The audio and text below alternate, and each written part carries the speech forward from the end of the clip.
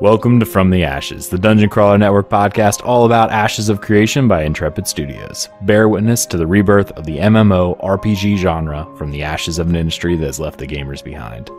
I am your host, Aggelos, and I am back again with the one, the only, the spectacular, majestic Thais. Hi. I am really glad you said majestic. That was fun. I share the same opinion of gazelles. Majestic. Sorry, a little bit of Futurama in there. That's kind of what we do. But we are back for another Pillars of Creation. It's been about, oh my goodness, I think our last one was episode 22. And in that time, we've gotten quite a bit of fan mail and questions and things like that, so we are going to tackle all of that. Now, this episode is going to be a little different than some of our others. Not completely different, but what we're going to do here, we're calling this episode the Variety Pack, because we're going all over the place. First, we got a little bit of news to go over for Ashes of Creation, just a little things to hit that we want to talk about and look at. And then the rest of this episode is going to be answering questions that have been posed to us via email and in our Discord about what our thoughts are about various topics concerning Ashes of Creation. So we are going to do that on this episode. But before I do have to give a shout out to the awesome people who support us over at patreon.com/dungeoncrawlernetwork. You guys are amazing. You guys help support what we do and allow us to continue to provide you with hopefully entertaining content for you to listen to and get hyped for Ashes of Creation. Also, if you haven't had a chance yet, please head on over to Apple Podcast, or iTunes as it was once called, but now it's Apple Podcast specifically for that, and consider leaving us a review, because that helps us out. That helps people know that we are a real podcast, that we say words, and it never really matters, but you guys keep listening anyway, and we appreciate it. All right, Thais. Now, the first thing that we wanted to talk about was Intrepid Studios had their charity stream for Extra Life, a 24-hour marathon of streaming on 2 different channels on their Ashes of Creation. And then I think they made another one. I can't remember the name. I think it was something like Intrepid Developers or Intrepid Devs or something like that. But there were 2 streams for Ashes of Creation, or not Ashes of Creation, but for the Intrepid team. And they were streaming for about 24 hours. And in that time, they earned over $16,000 for Extra Life. Now you're quiet. You can say something. Oh, when I was reading that and when I found out about that, I'm a little sick, guys, so I kind of sound a little nasally. Sorry. But when I was reading all that, I had tears in my eye. Like, tears were streaming down my face. I'm like, this is so beautiful. Oh my gosh. It was a wonderful thing to read about and a great thing that they participated in. And I'm so happy to see that they raised so much money for this charity. Right. And I know one of the things they were doing was anyone who donated during this time, I forget how every 2 hours or whatever it was, they were giving away Alpha Zero keys. And it was nice to see them use their influence for people wanting to get into the game during Alpha Zero to encourage a lot of donations. And of course, I know as Thais, obviously, since we have a child together, a little mini us, that for me, the Children's Miracle Network, which is what Extra Life actually is supporting, does mean a lot to me. And I know Thais as well, because you're gonna make me cry. Once you have kids, and I know we have a lot of families within the DCN family, our community, that, you know, some are healthy, you know, we have a lot of healthy ones, and some that are not so healthy, which it's always sad, especially when it's the kids. So this was something that was really, really cool, especially for for sick children, because you know what? There's a lot of people I don't care about, but kids are awesome, and therefore they need all the help they can get. So you can actually still head on over to their page, and you can still donate, even though the stream is over. And I do encourage you to do that because, hey, help the kids out. Thais, are you all right over there? Yeah, I'm good. I promise. I was thinking about sick kids and hours and just. I got you. She's crying up a storm now. For those of you who are only listening on iTunes or Stitcher Radio or Google Play or wherever you listen to podcasts, because we are everywhere, you're missing the crybaby in the lower box over here. So I encourage you to head over to youtube.com/Dungeon Crawl Network and take a look at her as she tries to frantically wipe tears out of her eyes. I will cry while beating you senseless, though, so it's cool. Both of us don't need to cry. That's not right. All right. The next little bit of news that came out of Intrepid, which we are only going to briefly mention, is they finally released another blog post called The Mighty Beard. The reason why we are going to wait on this is because there's enough in here for us to theorycraft and talk about an entire episode in and of itself, and we didn't really want to mingle that with what we're doing this week. So come back next week and we will have a more in-depth discussion of that blog post. In the meantime, you can head on over to ashesofcreation.com, hit the drop down for the blog, and you can read about the Mighty Beard and taverns. So it's a really good read, a little bit of RP-ness in it. RP-ness, capital R, capital P-ness. And it's really cool. And there's a lot of interesting features that we are going to talk about. Now, the final bit of news before we get into our mailbag, as my mic gently drops just a half an inch as I'm still watching it. I'm going to adjust this real quick. There we go. Is they released an Alpha Zero preview video of what they've been working on in the meantime. Now, if you've been watching the stream now, you'll actually see the video is our background, but we are actually going to bring it up on stream, and I really kind of want to talk about this a little bit piece by piece, because there's a few really interesting things that I want to see over time, and we could talk about it. But Thais, you had some comments in the pre-show. What is your comments about the videos? Okay. All right. So, the video is gorgeous, but we already know the game is going to be gorgeous. So, me watching this video, I was bored because I'm watching it like, we know it's going to be pretty. Yeah, more land, trees, water that looks real, sparklies in the air, gorgeous. I'm tired of seeing how pretty the game is. I want to see more. Show me more. Show me gameplay. Show me races. Show me fighting and skills, and show me some quests. What are some of the quests going to look like? Show us something other than how pretty it is. A game can be absolutely breathtaking and still fail because the gameplay and the content within are just not up to par. Mm-hmm. So yeah, the video's gorgeous, but I was bored.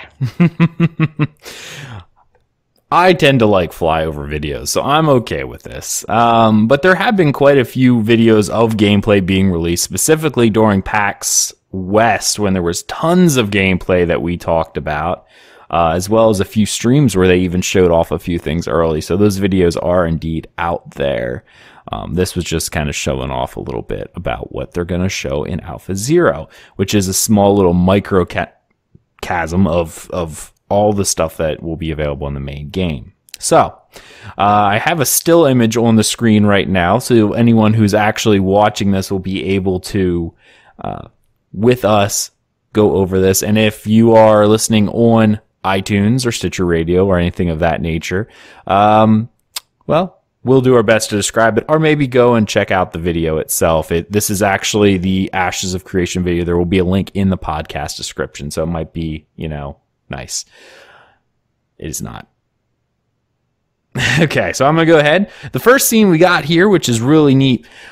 I like these because this is very Morrowind-esque to me. Now, I'm a big Elder Scrolls fan. As many of you know, we run another show on the network called Tales of Tamriel. And Morrowind was one of my favorite games. So having these giant mushrooms here, which I have on the screen, it's like in the first couple seconds here, are amazing. And it really, really speaks Underrealm to me and the Tolnar. What about you, Thais? I think you're still muted, by the way.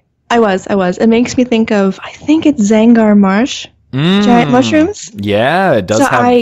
I like the giant mushrooms too. I like how they're glowing underneath. I thought that was an interesting aspect about this particular area. Well, it's kind of neat that you mentioned that because, like you said, the underrealm that they brought out and on several streams, bioluminescence is something that's going to play a pretty big role within the underrealm, which feels really at home to me in terms of whenever you went into any of the Dwemer ruins in ESO or Skyrim, Just gonna say that. they have that blue bioluminescence, which is really, really cool. So I'm gonna go ahead and play the video just a little bit more so we get to see a little bit more as this goes and does a gentle pan through. All right, so the next thing we see, which I have to pause it here, is obviously the giant divine gateway. This is really, really, really cool. And for those who don't know much about the lore, which is all of us right now, but Thais is kind of staring at it like, what's going on? It's a few seconds in. My video is cut so we could see it. So somewhere around 4 seconds or so, you'll see it.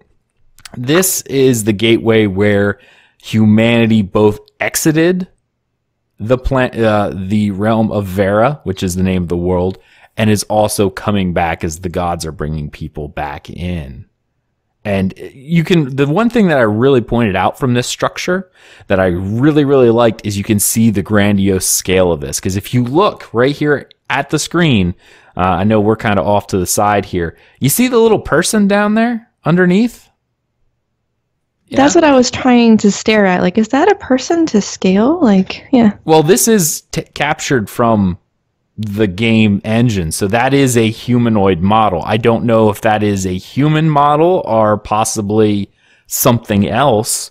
But it is a humanoid model underneath the Divine Gateway. So it does show that level of scale, how large this is going to be.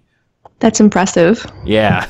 I mean, there is something about the scale of things when you finally walk into an area and see how large it is. Like, I've been playing Guild Wars 2 a lot lately. And remember the first time you walked into, say, the capital city, Divinity's Reach, and just went, wow, this thing is massive.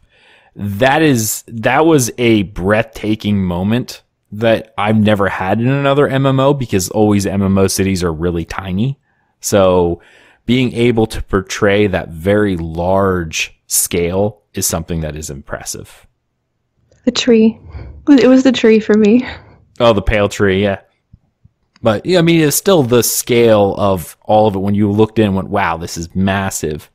It was cool. All right, so we're going to go ahead and let the video run a little bit. We've got ourselves a little bit of a tundra plain as well as a temperate forest. Now, I love this forest as well as the stream.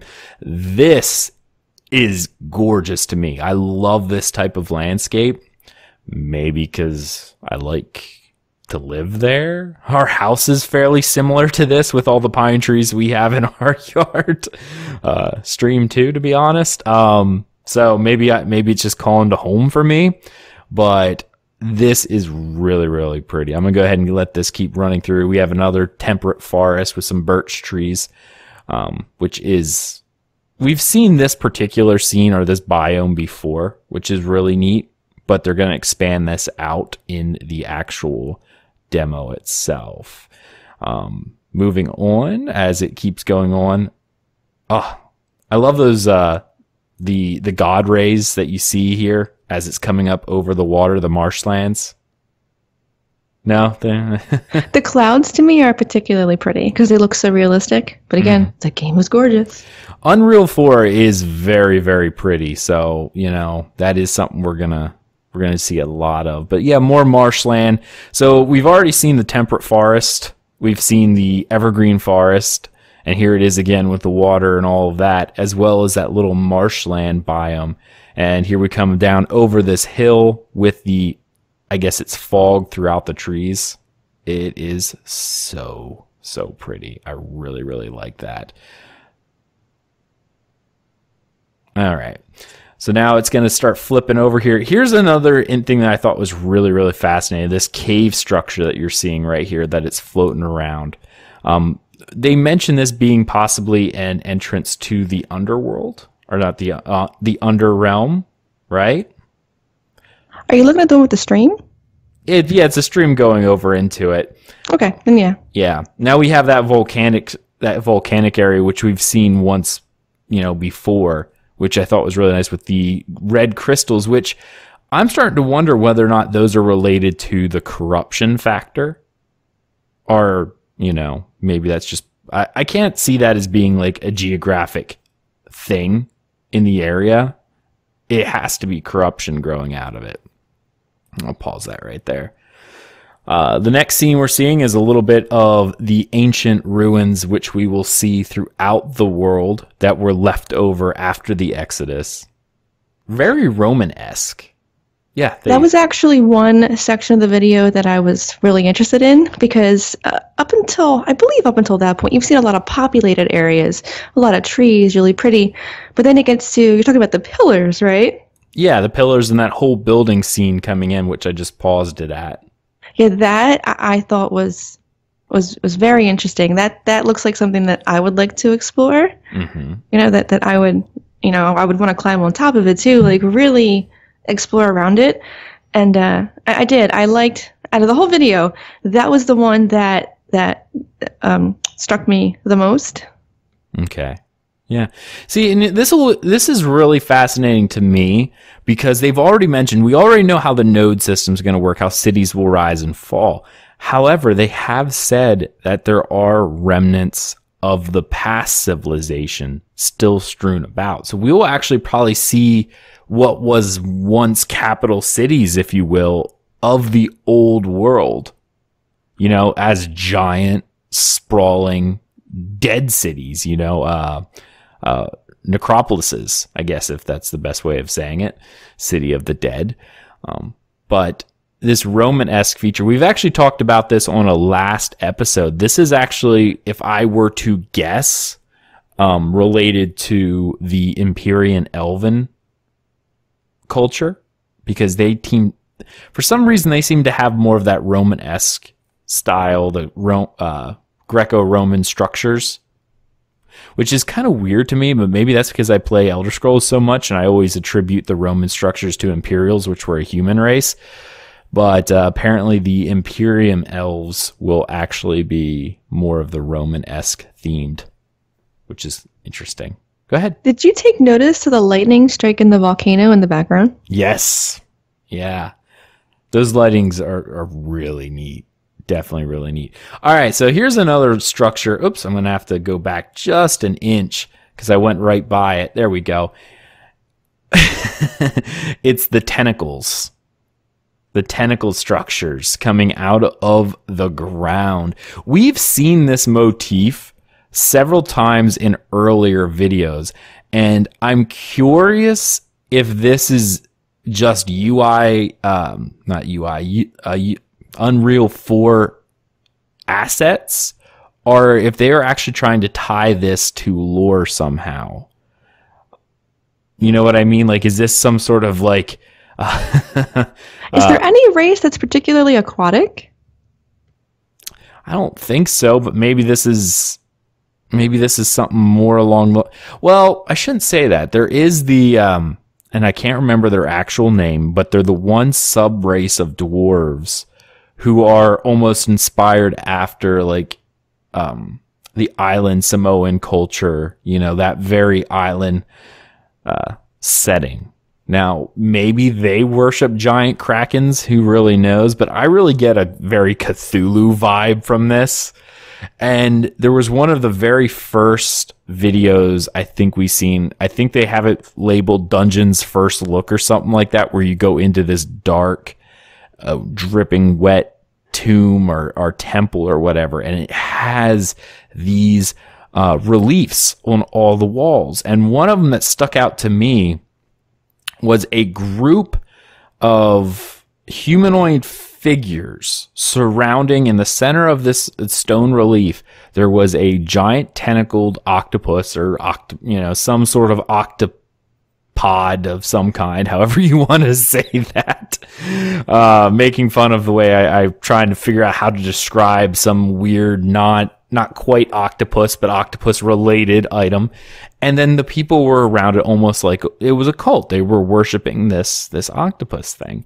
So I'm curious if these assets were just from Unity or if they're going to try to tie this into the world, which at this point I assume they are, and they're modeling these things, not just using stock Unreal.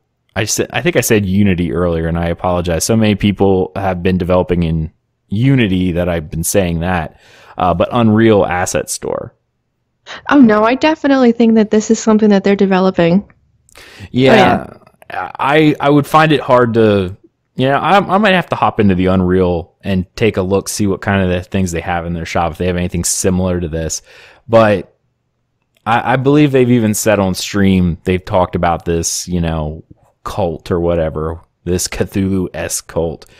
And anytime you see any kind of this Cthulhu Lovecraftian themes, I know there is a diehard set of fans who just love anything Lovecraftian horror. And there you go.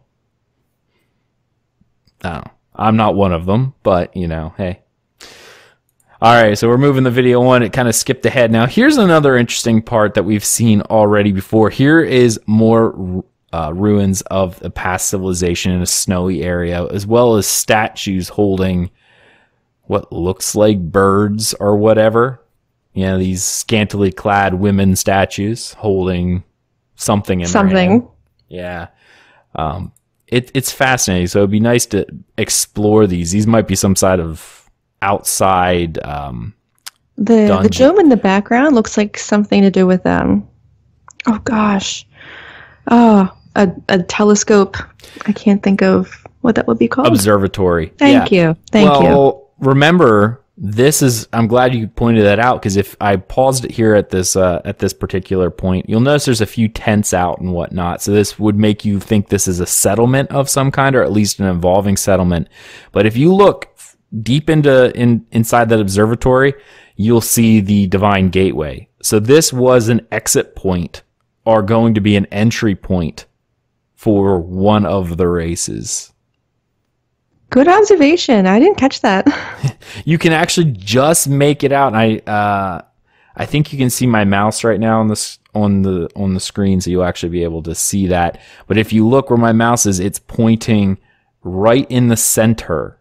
There you can see what was the Divine Gateway. All right, continuing this on. Again, we're seeing more of this remainder of this city, which is it's just so pretty. I love the snowy area. Coming back out to more of those giant mushrooms, which I believe they've mentioned, since they are tied to the Underrealm, maybe this is where the Underrealm and the surface world are mixing. So like this is where entrances to Underrealms would be in the game when you start seeing these giant mushrooms. At least that would be my thought. It makes logical sense. No, I would definitely agree with you there. There would have to be some kind of mingling between surface and below. Mm-hmm. Absolutely. All right. That was pretty much it right now for the first video. So I'm going to go ahead and remove that off the screen. You'll get to watch again in a constant loop at this point as our background. But I thought that was kind of neat to sit down and actually just look at what they're providing. I thought it was interesting, especially as you got to. I was definitely glad to see what they're going to be bringing to the table for Alpha Zero, because obviously there's a lot of hype surrounding that, and people are curious what all is going to be in it. But and as for what you've said before, I've watched the gameplay videos and stuff, but when it comes to those videos versus these, I've seen far more of these. Yeah. Well, it would make sense because while they're still working on animations, Unreal provides you with the ability to do all this fairly easily. And that's why it's easy to do environmental videos, because through the already amazing lighting that they have built into Unreal, and I swear I'm still saying Unity. I believe I've said it. Okay. Maybe it's just in my head. I keep thinking Unity. It's in your head. Unreal 4. The ability to just throw things into this, and especially using the store assets that are available for ground and everything, you know, things that, why would you need someone to texture it when it's easy just to throw a texture out there and then use it in the store and then build the world from there. It's easy to do environmental scenes. So, all right, guys, that was our little bit of a analysis of the video. I encourage you to go out, check it out. It is gorgeous, as we have said already. We will be multiple talking times. Yes, I know. I'm kind of a graphic snob when it comes to this. When the Elder Scrolls Online released, I think it was update 4 or 5 that they did before it went by to play. They did a whole lighting scheme where they redid a lot of the lighting, especially in buildings. So when you actually went into a building, you could see the rays coming through windows and things like that. Oh my goodness. I spent so much time just sitting in one of the chapels in Wayrest watching as the sun shone through the stained glass windows and would move across the floor. Like, I'm embarrassed to tell you how long I sat there and watched that stuff, because it was quite a while. I am actually not. I still go back and play Super Metroid because I enjoy old games very much. I got you. Well, remember, next week we are going to be talking about The Mighty Beard, which is their newest blog post. We'll check that out. Before we get into our mailbag, however, I got to give a special shout out to a brand new bunch of people that we got added to the Dungeon Crawler Network Guild, which is awesome. Welcome aboard. Get to know the community, and we are looking forward to seeing you in Ashes of Creation. Again, another guild update. If you are signing up for the guild and you fill out the application, please include the Discord number in your name. We keep getting multiple applications of people who are not in our community Discord, so it's very hard to find them, and they just give their Discord name without the number, and it makes it hard for us to reach out and set up an interview. So be sure to include that as I drone on, I think, every week. But we keep getting applications that don't have the number, so it's very hard to reach out to people. Crazy. All right, mailbag time. This is cool. Again, if you want to send us a message, head on over to dungeoncrawlernetwork.com. You can hit contact us. There's a little form you can fill out. You drop down and do From the Ashes and send us a question or comment or anything you really want. And if it's good, we'll read it on the show. And if it's bad, we'll delete it immediately. Wow, that's rough. I know. Well, actually, this is pretty neat. I'm gonna go ahead and read this. This was actually from Reddit, however, and this was from D Nels on Reddit. They actually wrote this really, really cool post. I thought it was so good, in fact, that I wanted to read it on the show because I thought it deserved a little bit more recognition than, just hidden away on some Reddit thread. So he goes, "Hey there, big fan of the show. After I found out about AOC, I binged all the episodes because hype." I mean, it's one of the reasons why we do the show, man. It keeps us hyped. It keeps people invested and watching development. So just a few ideas from what you guys talked about. What if you had buffs to attack, heals, whatever, when you were with your partner where available in the open world, but they were disabled when you were in a raid or maybe dungeon? So let's go ahead and actually answer this one. It is actually great that I brought Thais on, because this was actually back on our episode 22, I believe, when we talked about player union. So what if you had buffs to attack, heals, whatever, when you were with your partner when in the open world, but were disabled when you were in a raid and maybe dungeons? Well, you should probably read the next part. That way you can make leveling together a bit easier, incentivize it without having a mechanic to be abused by mid-maxing raid teams, which I think is a great point. That's a great idea, and I think that would make you feel better too if they were disabled where people would abuse them, where people would get married just to use them in dungeons and raids. I would be okay with that. I really would. How about you? Well, just like that episode before, I'm pretty against anything that grants attacks, heals, or whatever. Because here's the problem with the open world. PvP can still happen, right? So unless it immediately the coders were able to go in there and disable it the second you got engaged in any form of PvP combat, that is still a valid concern where you can't have that advantage. What about games where there's world buffs? Because I believe those exist in Guild Wars 2's World v World, where one world has an entire worldwide buff, but another world doesn't. Now, don't you think that would also be an unfair advantage, but the game still utilizes it? So why would having you and your partner having a buff together be a big no-no to you? Well, here's the thing. When those games utilize that feature, and I know exactly what you're talking about, there are a few caveats to this. One, a lot of times those areas where that buff is enabled is an instance area, confined to a certain zone, a specific play type, whatever. Two, those buffs are only given to what would be known as an underdog status. So it's a way of going, hey, you guys are drastically outnumbered, so they give buffs to the lower end side. I've seen that happen in a few games.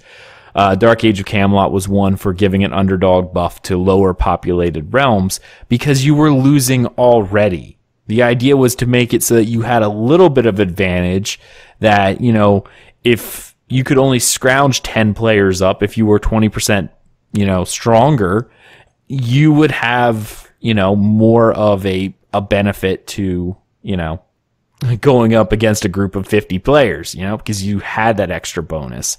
But that doesn't necessarily work in this type of game because it's also not faction specific, right? How are you going to determine who has it and who doesn't versus giving it to everybody? And this particular question very much, limiting the people who are getting said buffs, right? Because it would only be the two people who are partnered together. That eliminates everyone else and therefore does create that unfair advantage. Those other games that use that buff, the realms who get it are already disadvantaged for whatever reason. They've been pushed all the way back to their home keep. They're outnumbered on the server. You get into an instance area and, the enemy realm is capped out, but you can't even get a full raid group together. They have 10 running around the field. What about a partner buff only up to a certain level? I wouldn't mind that up to a certain level, but I found one. this begs the question of what is that level? Because they've already mentioned that the starting zones, right? That when you first walk out of the Divine Gateway, you have your new character, whatever, you are stepping foot on Devera, and for the very first time, those beginning areas are going to be designed as PvP free. PvP cannot happen there, right? To prevent, people ganking the level 1s and whatever. But how far into the leveling do those zones expand? 5 levels, 10 levels?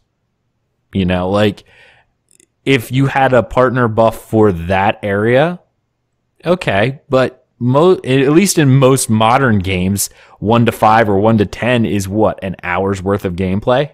Maybe? Would it really be worthwhile? You could get all the way through that in an hour. So if you're, have a buff to make you stronger, why? What? So you can get out in 45 minutes instead of an hour. That's all I'm saying. I obviously think that it would be a level higher than just 10, but I also think that's a good idea, taking it out of raids and dungeons, but letting it happen in the world.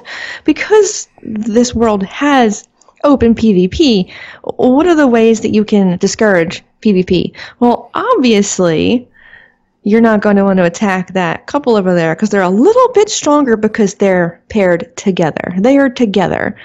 And someone who is wanting to run around the world and kill players is not necessarily going to want to attack a pair of people because that offers a lot more danger than attacking just a single player. So in the world, I definitely think that having this partner buff wouldn't be a bad thing because it would encourage people to get married. It would encourage cooperative gameplay. It would discourage people from just attacking you out of the blue. And I'm on the side of partner buffs. I know you are. I know you definitely are. But I guess in my mind, it's just having a second player there is already an active deterrent to being PK'd, right? Because there's 2 instead of 1, like that already is its own form of deterrent. Why does there also need to be a buff? Secondly, what prevents people from PKing in a group then? PKing with your partner at that point then makes it so that you are now 20%, or I say 20%. I don't care what the number is. That's just an example. More powerful than anyone else you attack. Like, that is why player buffs tend to be bad. Because, you're looking at it from, I'm just questing with my partner here. But what if you guys are Bonnie and Clyde and now you want to go out and kill everybody, right? Well, then it's beneficial for that team. It's beneficial for everybody as a whole. Okay. Something interesting I saw, I think in the YouTube comments, was making marriage tie into the diplomatic system. Maybe if you're married, you have some form of control over city systems if your spouse is in charge. The way 2 leaders of different high-level nodes could marry each other as part of an alliance to keep each other honest.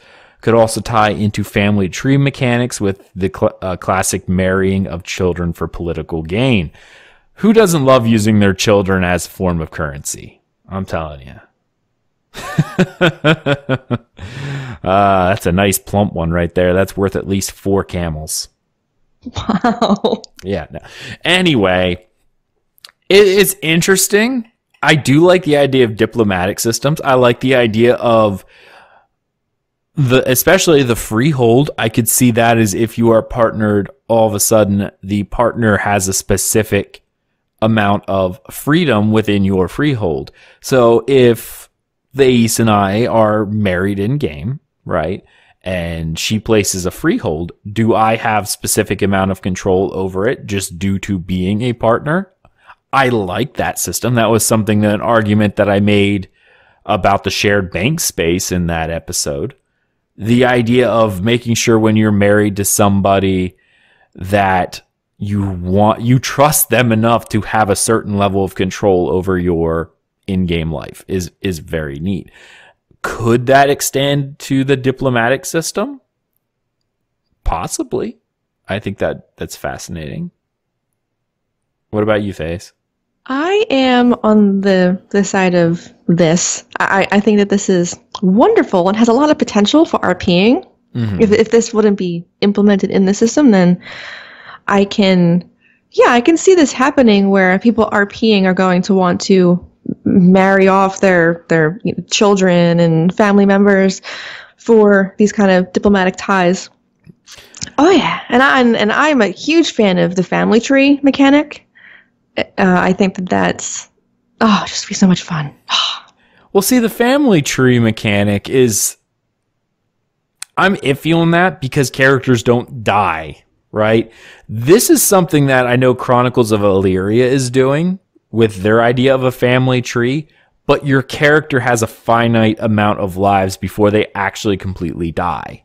Like, your character will die, and then you as a player take over your progeny. Whoever's next in line. I know you like that word, don't you? That was a good word. That was a 10-point word right there.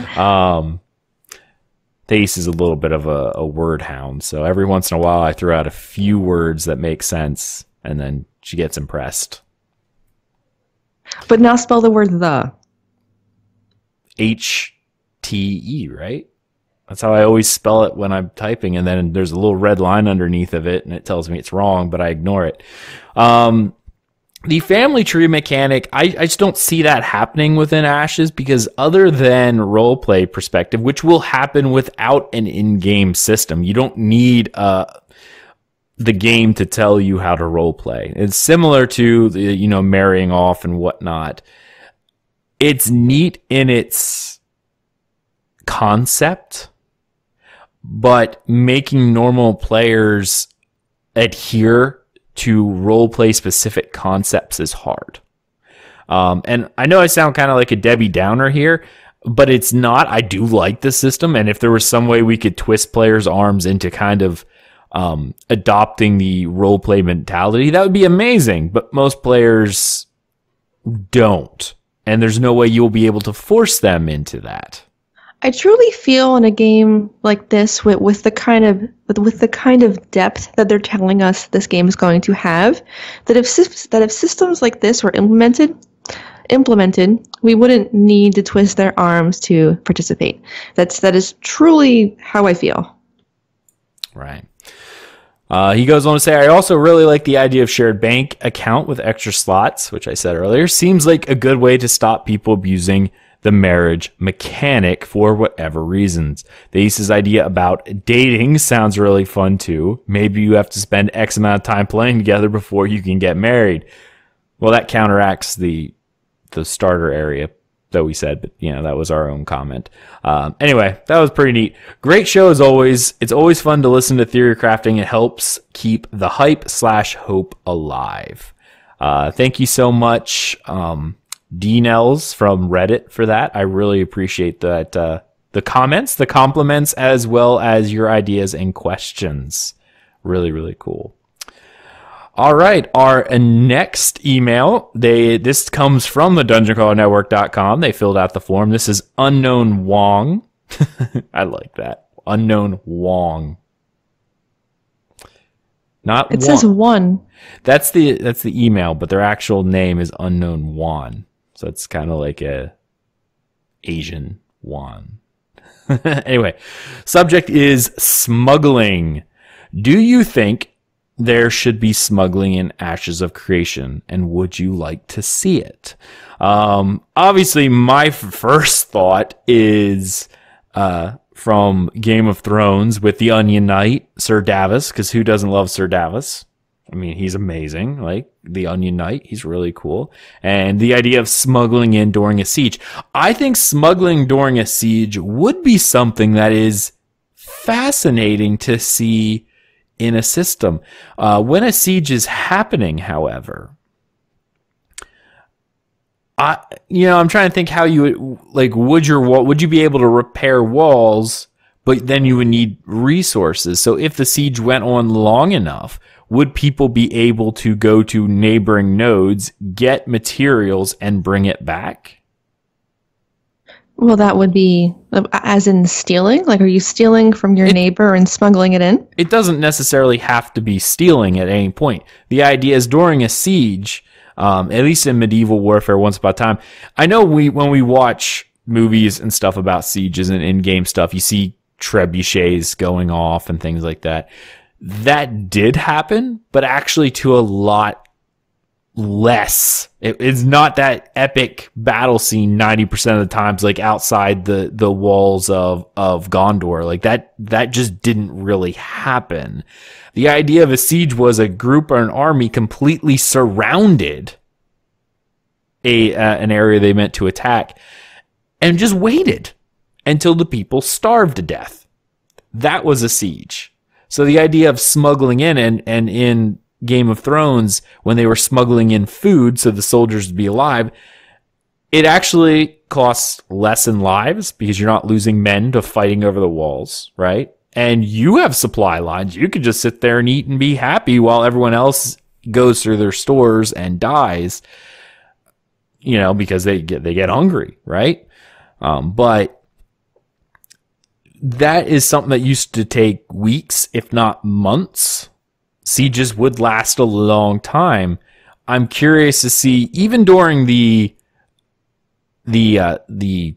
declaration phase, which will take a while. No one can attack at that point.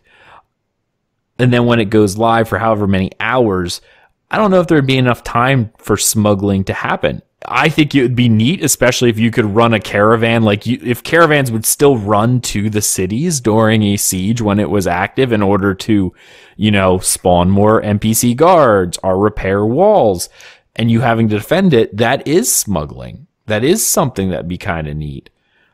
I think you're thinking too realistic and too vague, because in my head, when I think smuggling in Ashes of Creation, I think a thief, sneaking through a door with a bag on his back, bringing supplies. That's what I picture. What I think of smuggling in an MMO, which would be totally doable. Smuggling in and of its very term, though, is bringing something in that is not allowed. Right? Whether it's the opposing army don't want you to have food, so you starve to death, or a local government puts a embargo on something, such as the United States did to Cuba, where it was illegal to have Cuban cigars. They were no different than American cigars, other than I think tobacco content was different. But the main reason why they were illegal was because there was an embargo. We didn't want to give Cuba money. We didn't think they should have money because of Castro and all that fun stuff. So there's a history lesson for you. So the embargo, people bringing it into the country is smuggling. When you're bringing something in that everyone else is saying you can't have, such as bringing drugs over the border. That is something you can't have.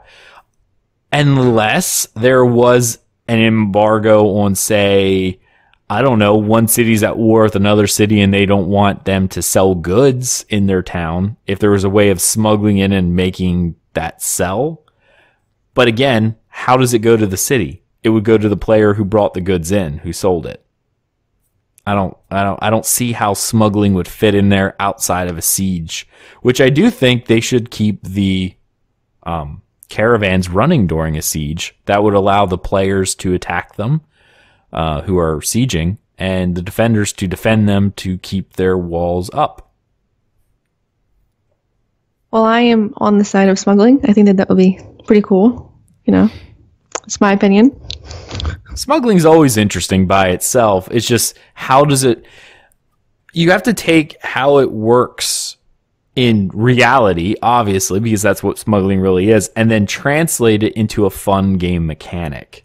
Okay, so a thief is sneaking in with a bag on his back and some hookers, because they would not be allowed during a war, so... That would probably be not true, because soldiers need to be kept happy. It's morale. But anyway, you picked something bad there. But no, it's the level of, how does that translate into a mechanic? Like, why would they be keeping them out? That is... And how can they enforce that? For mechanic-wise, I don't see how you could actually put that in outside of when a siege is happening, keeping caravans running with supplies so that you can rebuild walls. That would be my idea of smuggling in Ashes of Creation.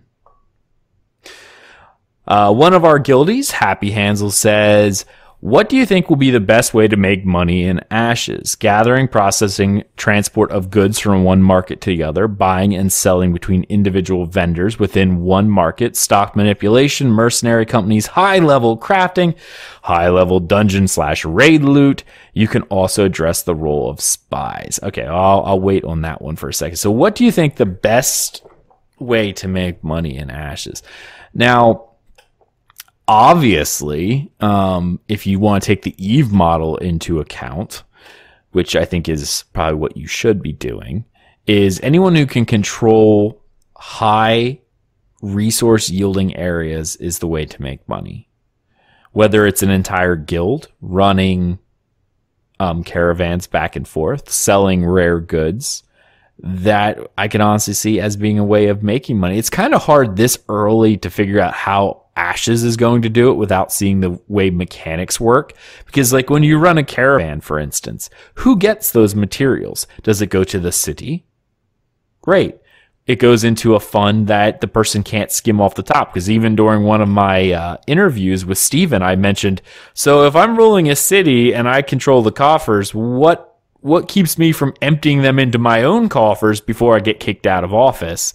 And he pretty much said once any kind of funds is in the city hold, it cannot be withdrawn manually without using the interface to spend it on, city related items. So you can't just run off with the money.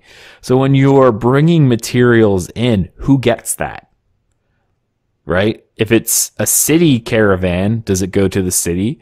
If it's a guild who's been having crafters out there gathering and whatnot and trying to bring it back, I think that will be probably more related to the way of making money, having crafters going out, gathering, and then bringing it back via a caravan for the guild to craft into goods and materials and then selling them. That's my idea, but I guess it really comes down in my mind, because we've talked about this, because they've asked this question before: how important are caravans? Right? How important are caravans? Do I need them? And they've made mention that you will be able to carry enough materials on yourself to fund yourself. So how important is it really to have caravans if you can carry enough for yourself or whatnot? I guess that'll all come down to the numbers. In my eyes, high-level crafting obviously will always sell, but how do you get those materials? And high-level dungeon raid loot, I always find high-level dungeon raid loot to be the little bit of a stimulus rather than a consistent amount of gold, because you have to have the right drops. You could get something that's terrible and not sell. Thais. What do I think the best way to make money is? Yeah, what do you think will be the best way to make money out of the things? Okay. For me, mooching off my spouse. Because fair enough. Yeah, that's for me, mooching off my spouse. There we go. Hopefully one of those ideas that you just had is very lucrative, because I'm going to need lots of money. Good to know. All right. She's a gold digger. No, I'm sorry. Obviously, we've seen already that stock, I wouldn't say stock manipulation, because we still don't know how stocks are going to work within the stock system. But, buying and selling between individual vendors within one market, that is market manipulation, buying low, selling high. I do have an opinion, though. Okay. Sorry, because it goes off what you're saying. One of the most successful ways that I've seen my friends make money in MMOs is the stock manipulation, buying low and selling high. That's what a lot of my friends do. They play the market board. And I've seen that happen in WoW and Final Fantasy and Maple Story. I mean, that just crosses over so many MMOs. And if you spend the time, is a really good way to make lots of money.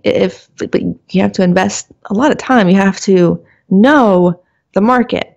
So I don't know how that type of gameplay would cross over into Ashes of Creation, because there's going to be so many resources moving around and going to different places, and there's also no global auction house. That too. So I honestly can, because that's the only logical way I understand to make money in games, since I'm terrible at making it anyway, as I said just before. So any of the other options, I have no idea. I really don't. Yeah, it's interesting. And I know with the idea of there's not going to be any global auction house, yeah, you could make money if you know the way around buying from areas that you know are selling low and then transporting it back to your home city and selling it where you know people are to make it higher. And that could happen. Like, people could spend the time doing that. They do it in in ESO, because there's no global auction house. So they run around to all the different stores. Now, there's a lot of fast travel, so it makes it a lot simpler. But there are people who just run around to every single store and see what they can find of the most wanted goods, such as tempers and things for upgrading. and we'll try to, buy them up there, take them back to a main city hub where the prices are more consistent because everyone's about the same because you're all competing, in where people are gathering, and mark them up for profit. That is something that happens a lot. We're actually kind of nearing the end of our time here, to be honest. And I know Happy has quite a few more questions. I'm probably going to save some of them, for the next episode. But since this was from our guild, we have a member in our community who's asking questions, and one of them builds off Happy. So I'm going to ask this one first. So this is from Igor himself. Happy, we will answer the rest of your questions in a later mailbag because there are quite a few of them, which is really awesome. Appreciate that. What might be the impact of a popular city with links to thieves, merchant, etc. reputation centers getting devolved below the threshold to have those items? I mean, what bigger impacts might losing such a location have for a zone? Once the thieves vendors move to a new city, many of those that were there because of convenient vendors will most likely abandon ship, causing other parts of the market to suffer. I mean, you pretty much nailed it on the nail on the head. That's what will happen. That happens anywhere where an economic center starts to collapse upon itself. I'm gonna bring in some more history because I love history.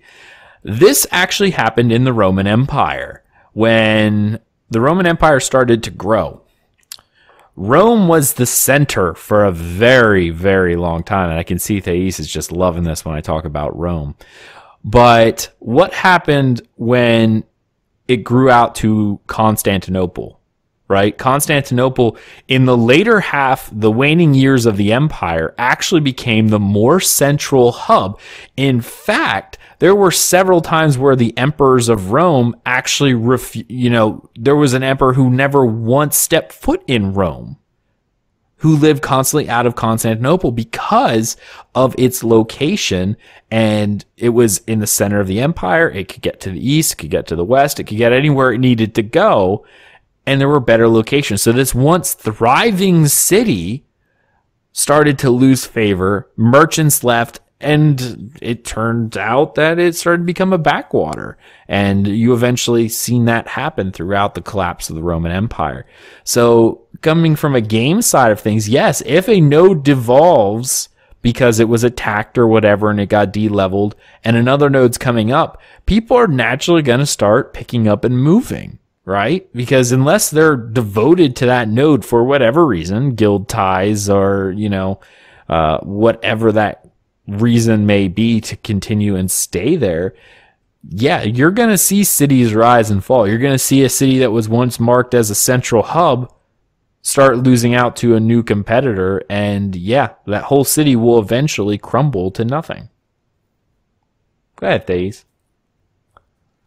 Anytime a new expansion comes out in WoW, whatever the previous main city was, where everyone gathered at, where you could find people, you could shout, find people to craft and stand around and find parties, things like that. Whenever a new expansion comes out, that new expansion's main city becomes the main hub. So everyone migrates, brings everything with them to the new hub. That's what you could have said that would have been easier.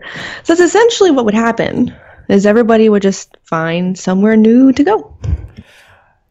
Yeah, but it's not as wordy and it's a podcast, so you got sound, that's what we do here. We say words, people listen, and if it's a short one sentence, what's the point, really? I mean, that's kind of like, why bother? Anyway, I definitely want to thank all the people who sent us messages. It's really awesome. If you want to send us mail that we will then read on one of these segments in the future, be sure to head over to dungeoncrawlnetwork.com. There is a contact us page. Drop and leave us a message. We will add it and get to it the next time we do a mailbag, which we'll try to be doing these more frequently. Obviously, we've had a few things to talk about, so there we go. And remember, join us on our next episode when we dig into the mighty beard and the role of taverns within Ashes of Creation. So, Thais, you got anything you want to say to anyone before we leave? Thank you for the wonderful questions. It's really great to see people interacting with us when we do a show. So that's pretty awesome. I really enjoy getting the mail questions. And thank you, Ag, for putting the entire show together. Oh, well, thank you. Obviously, you can find everything we do, dungeoncrawlernetwork.com.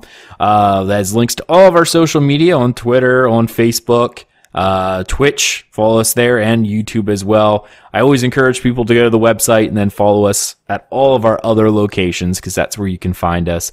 Be sure to leave us an iTunes review if you found our show to be enjoyable, because that definitely helps us out.